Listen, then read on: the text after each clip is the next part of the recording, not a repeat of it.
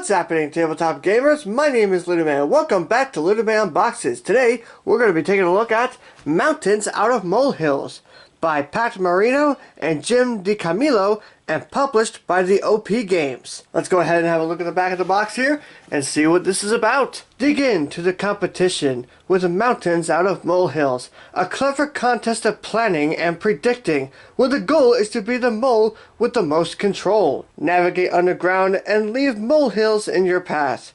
Every small move adds up to big points as you continue to build above ground and make mountains. Burrow your way through 6 rounds, piling up points as you go. But beware, if you build up too tall, your mountains will topple. The mole that outwits their opponents becomes the top tunneler to win. By the looks of the back of the box here, it seems to be a programming game. I like programming games, so I'm looking forward to giving this one a shot. So with all that said, let's have a look and see what does Mountains Out of Molehills have to offer us.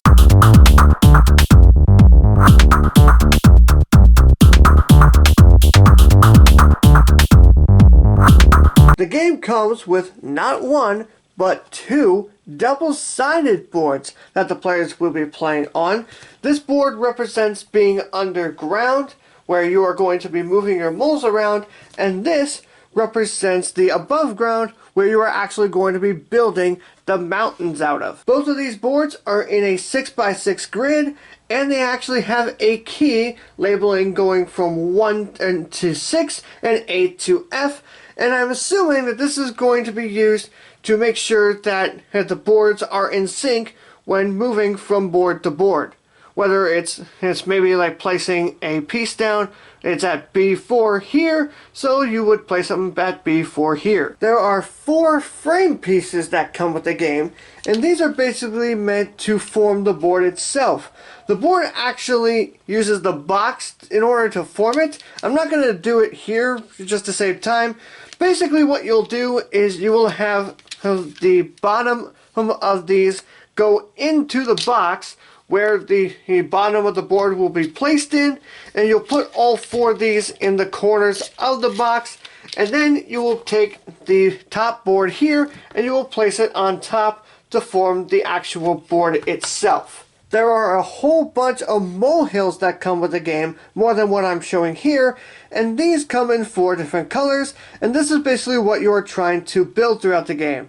You will place these on the board, trying to create them as high as you possibly can, but not too high though, otherwise they will get toppled over. And I gotta say, these are very nicely done. They're very solid, very thick, so you wouldn't have to worry about accidentally breaking them. They go into each other very easily, and they come out very easily as well. Overall, just really, really nice pieces. The game comes with 4 mole standees, and these are to represent the players. They all come with a colored standee, and you'll have to put these in yourself. They do not come with the standees inserted.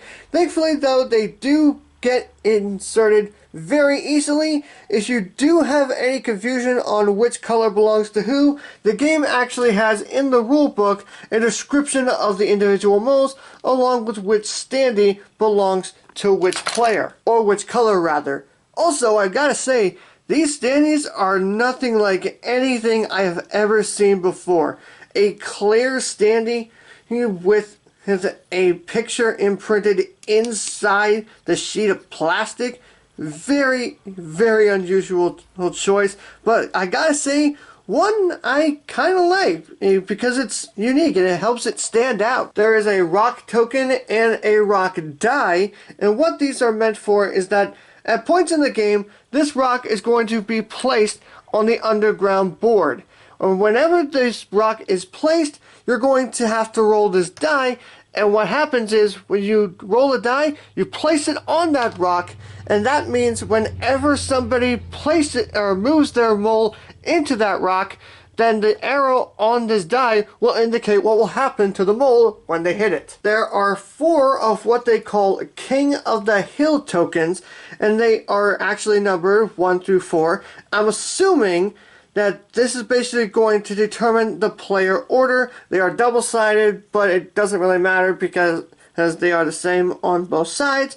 But they are very thick tiles, so you shouldn't have to worry about bending them, and the numbers on the tiles themselves are very easy to see. There is a massive deck here of what they call movement cards, and these basically determine how your moles are going to move underground and which directions and how far they're going to move. They come in various denominations, and as well as a couple of special actions like the rock or going above ground. And I gotta say, it's very easy to tell these apart. You should not have any issues telling the difference between them, either in the symbol or in the number. I think both of these are very easy to see. And then finally, there is the score pad. And there is enough space for everyone to have their own spot, a column to write down each player's points, a column that shows each of the 6 rounds in the game, and a column that shows the maximum pieces that can be used for each mountain for each of the 6 rounds. And I gotta say, this was really well done, very easy to tell where everything is, and that is something I very much appreciate. So that is everything you will get if you obtain mountains out of molehills. I hope you all enjoyed this video. If you did, give it a big thumbs up. If you want to learn how to play mountains out of molehills, or if you want to know my thoughts on it, make sure you subscribe to the channel for more tutorials, reviews, and unboxings. Thank you all as always so much for watching, and I will see you in the next video.